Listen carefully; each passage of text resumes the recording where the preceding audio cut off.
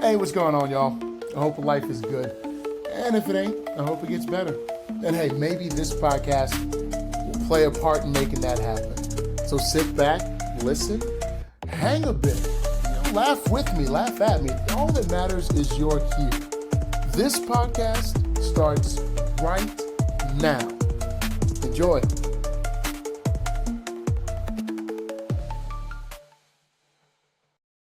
Hey, what's going on, y'all?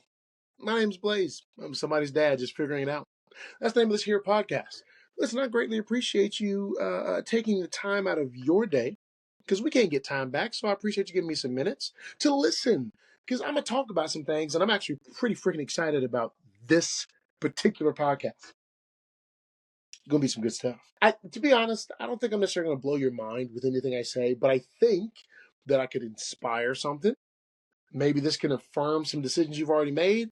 Maybe this can give you the grace that you probably need as you're moving through some stuff. I don't know. Let's see what happens. But before we get into it, check my hair. Hmm?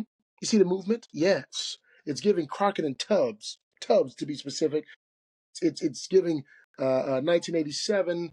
It's giving Caribbean Queen. There's a lot going on, and I don't think I did it right. And for those of you who are listening and can't see, check it out on YouTube. But I got no idea what's going on with my hair. But I'm just messing around with the afro, and we'll see what works. Having said that, I'm not going to mention the hair care product yet, because one, if this is not how it's supposed to look, I ain't trying to make them look bad. But also, I would love a sponsorship situation. So if this comes out great, and the next time you see me, it's like, oh my gosh, Blazer, what did you do with your hair? Then I'll be like, well, I used this product that paid me $500 a month. Whatever. I don't know how this gonna go. Listen, we gonna get some things straight right out the gate. I'm gonna be general on most things. I'm gonna be specific on a few. But regardless of what I say, I ain't no guru, boo boo. Listen, you help me and I help you. And at the end of the day, if we are better versions of ourselves, which I believe we can be, we're gonna call that a W. But guys, I am super, super excited about this particular podcast. Not necessarily because I'm about to do something that's awe-inspiring, but I am going to do something I'm excited about and talk a little bit about it. It's called the 16-week mission. You're going to see a bunch of stuff on social media about it. You're going to see me updating you throughout more podcasts, maybe giving you like a quick, like, hey, I'm on week 9, or hey, we're at week 11, or whatever. Oh, by the way, I'm not going to sell you nothing. Because why? Listen, this is something I'm doing for myself, and I'm going to break down why I am. And I think there may be some lessons to be taken from this. I will figure out some way to get it up and to people, because maybe it can just help folks to organize how they're going to go down their particular road. But let me break down what the 16-week mission is. It is me taking this amount of time to make some significant changes in my life, but do it through consistency, through understanding what the next task is, and having it written down so that I can physically see progression. Guys, I don't necessarily know how many times you've started down a particular road, whether it was, a New Year's resolution, or something happened and you were just inspired to pursue something, but you just didn't finish. Or you beat yourself up for falling off the wagon that one time, and you beat yourself up so bad you never got back on. I'm here, hopefully, to help change that. Now, you may not want to see what the 16-week mission is. That's okay. This is fine. I'm going to talk about it. But whatever journey you're going on, whatever thing you're pursuing, there's a couple of things I'd love for you to know. Let me go ahead and jump into it. The 16-week mission is me looking at a couple of different areas in my life that I want to change. Now, some of y'all are going to be like, whoa, man, I want to change my entire life. That is awesome. You might want to get a little specific, though, because you probably have, at minimum, 20 different areas of life. Why don't you just pick 3? Why 3? I don't know, because I threw out a random number that was not double digits. You can do dang near anything. You just can't do everything all at once. So you may have a bunch of different areas that you want to change, that you want to improve in, that you want to progress. Well, just pick three, lock in, and you would be surprised as to how one or two of those areas begin to influence, shape, and change other areas in your life. Anyway, let me tell you the three areas, and then you tell me what you think in the comments. Because I mean, I don't know, I just want to know what you think. These are three areas that I think have impact. These do not have to be yours. Number one, fitness and health. Number two, you don't have to believe how I believe, my spiritual walk. Me and God, we like this. For those of you who can't see, I just crossed my fingers. We're like this. We're intertwined. However, if you're in a relationship with anybody, anything, you might want to spend time with it, huh? And then the third, domestic. So, with regard to fitness, I just wrote down on a chart these different exercises that I want to do. And I've learned after being in the gym for a long time, stopping and starting, that it's not so much the plan, it's the commitment to the plan.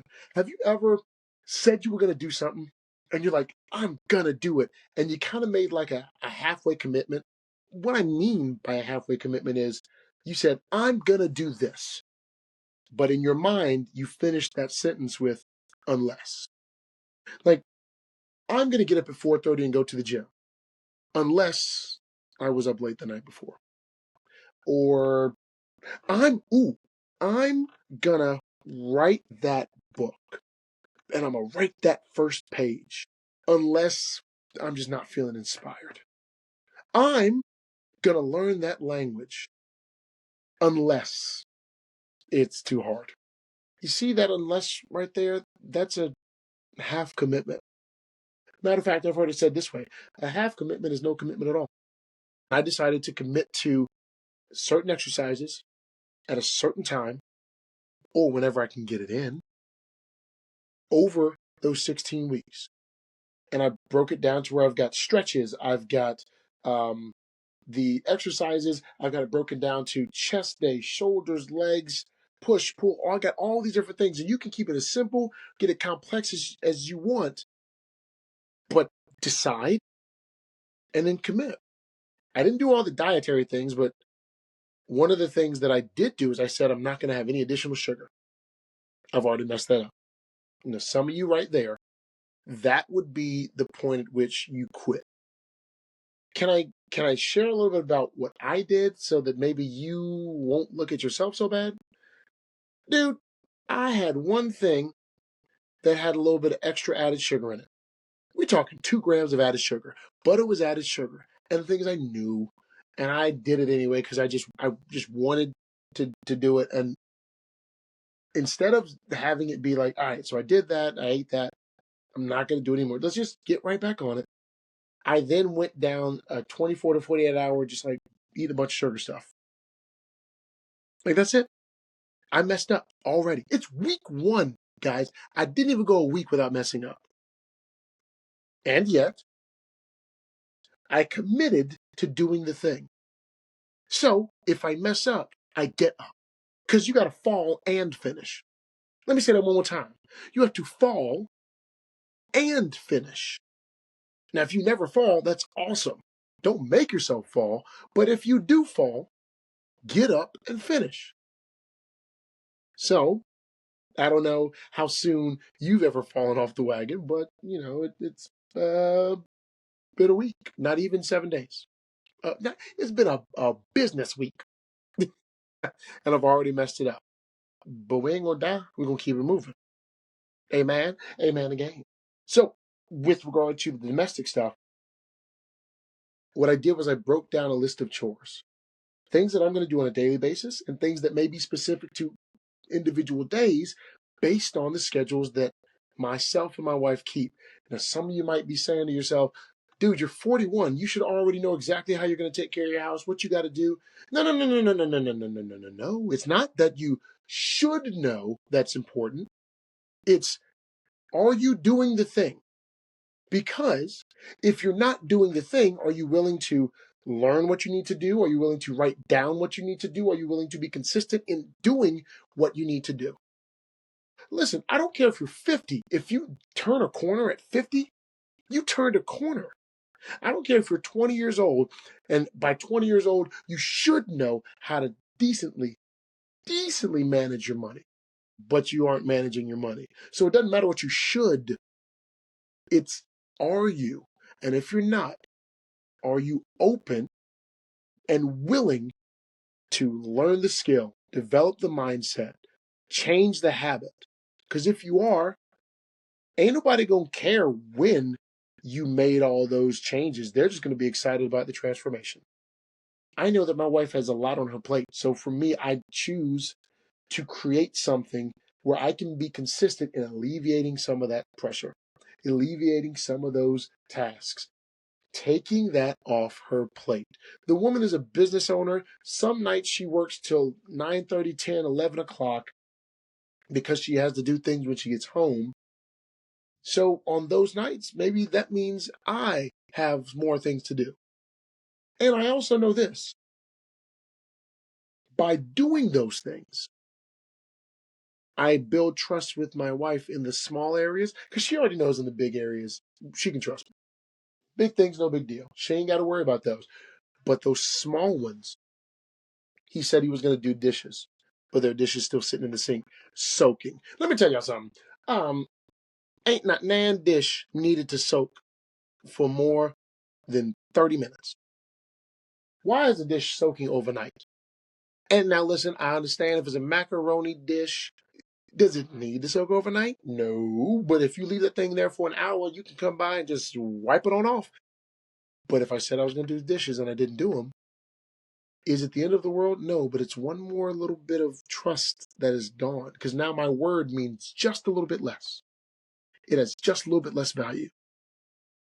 But if I write out what I need to have done, come on, write the vision, make it plain. You got to put it on paper. And sometimes put it on paper is put it in your phone where you can see it. If I do the thing I said I'm going to do, I build trust with my wife bit by bit by bit by bit. And here's what I know. And ladies, y'all comment and let me know if I'm crazy. A woman who sees consistency in the small things is more willing to follow the big decision or decisions of the man who decides to lead. Let me even say it a more simple way. If I said I was going to do the dishes and I did it, I said I was going to fold the clothes and put them away, and I did it. I said I was going to make sure the kids' lunches were already made the night before, and I did it. I said I was going to vacuum the floor, and I was going to mop the floor, and I did it. I said I was going to clean the bathtubs on this particular day because she wanted to take a bath, and I already had that taken care of, and I did it. And I said I was going to take the car in to get clean and go to the car wash, and I did it. Then when I say we have got to go this direction because it's going to be the best direction for our family, she says, I'll follow. I did. I trust him, I trust him, I trust him, I trust him because he did. I'll follow. That's why I have it written down because I want that trust to increase. One dish, one shirt, one vacuumed floor at a time. And then when it comes to the spiritual walk, listen, I personally, again, my belief doesn't have to be yours. I know who Jesus is, but I want to be in a relationship with Christ in such a way that my faith is increased and that my understanding of who he is and just how big he is, and I know I'm never going to truly understand, begins to eclipse how big I think my issue is, how big I think that setback is, how big I think that challenge is. And to be in a relationship with someone, you got to spend time with someone. To be in a relationship with God, I need to spend time with God. Now, I messed up here as well. I was saying my affirmations. I had my Bible app and I was looking and I just stopped. But what are we doing? Getting back up quickly. Getting back up quickly and moving forward. But one of the bigger things about that particular part, the spiritual, is I did not make it crazy complicated. It was wake up, say your affirmations, read one proverb a day, because there's, what is it? I think it's 31, and there's 31 days in a month, and there's some months with 30, a month with 28, that sort of thing. But you can get one a day, right?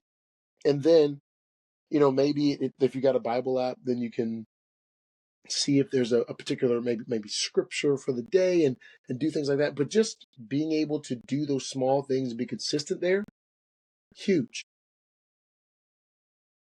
And I know what I'm going to do when I get up because I've written it down. Let me tell you this: knowing what your next task is allows you to not play the mental ping pong of, am I going to do the thing?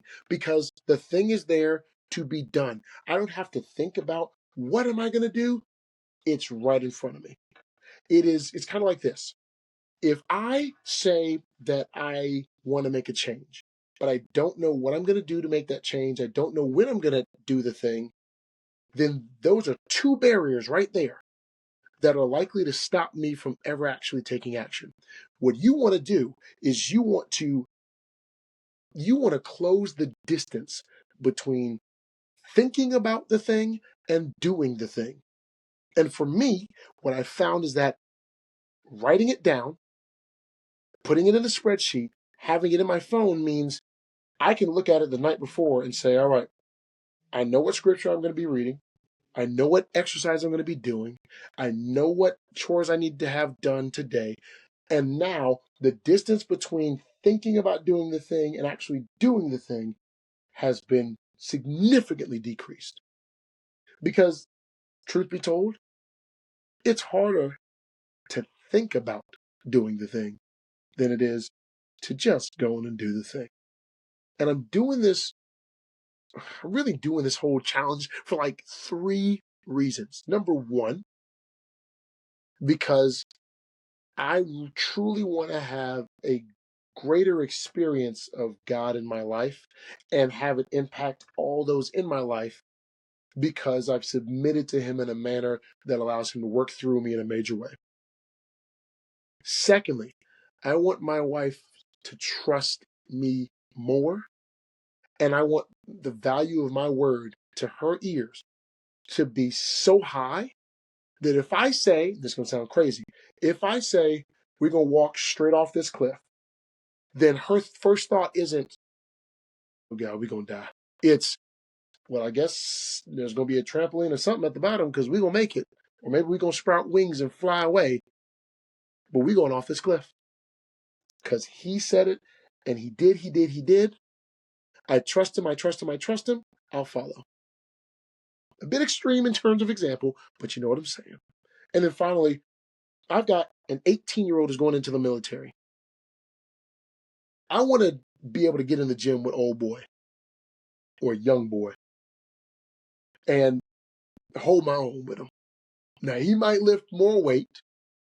Well, we finna throw around some iron, and I want to be able to do that with him, experience that with him. Like, we already have a shared note where he shares his workout, and I'm sitting here, making suggestions and different tweaks that he can do. I want to be able to get in the gym with him and rock out, right? I've got a 17-year-old daughter who is incredibly athletic, just plays volleyball, plays tennis. If she says, Dad, let's go to the court, I need to be able to do those lateral movements and be able to move quickly and make it fun for her. Not, oh my God, I'm about to beat my dad 15 love 6 times in a row, 40 love, or whatever it is. I've got a 7-year-old daughter who is into acro and is about to get into gymnastics. I'm trying to make sure that even at 41, I can do a round off back handspring full. Like, I swear, I tell my children I was a cheerleader, and they're like, oh, cool. I'm like, no. I was a cheerleader, like doing splits, holding up girls, like doing all the things, the round off, back handspring. to an Arabian, to a round off back handspring full, to something, something, something. Like, I was doing all that. I ain't saying it was looking phenomenal, but I landed it. And I want to be able to show her all that and her be like, wow, that's so cool, Dad. And I've got a 4-year-old boy who right now thinks I hung the moon. And that boy wants to do everything with a ball. We are literally at a soccer game today, 8:45 in the morning. Again, soccer, American soccer. What you lot will call football everywhere else. A little bit of British accent right there for you. Y'all ain't know I could do that, did you? Listen, I can go to the Caribbean as well. But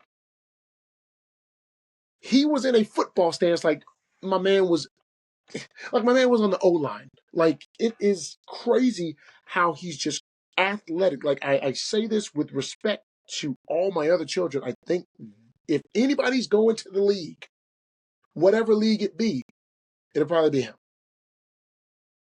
But he wants to show me everything. Dad, watch this as he swings his stick to try to hit a rock like he's playing baseball.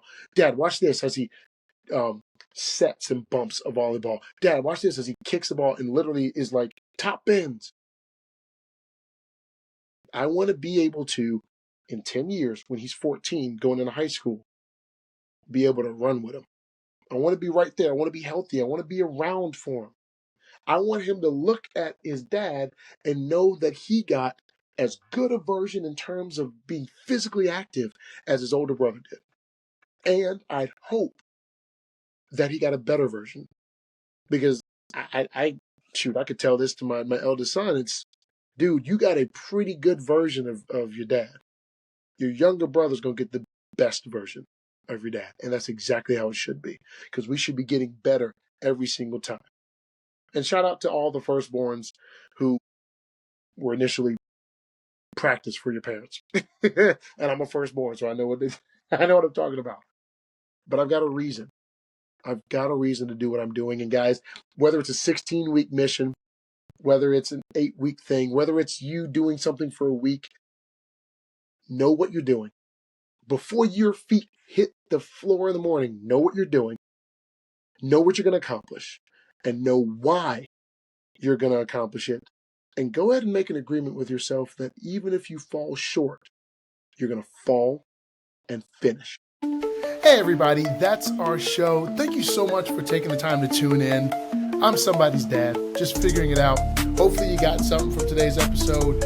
Like it, share, subscribe, get involved in the comments, tell a friend to tell a friend. And until next time, smile a little bit more. Take care of yourself, stay safe, and I will see you on the next episode.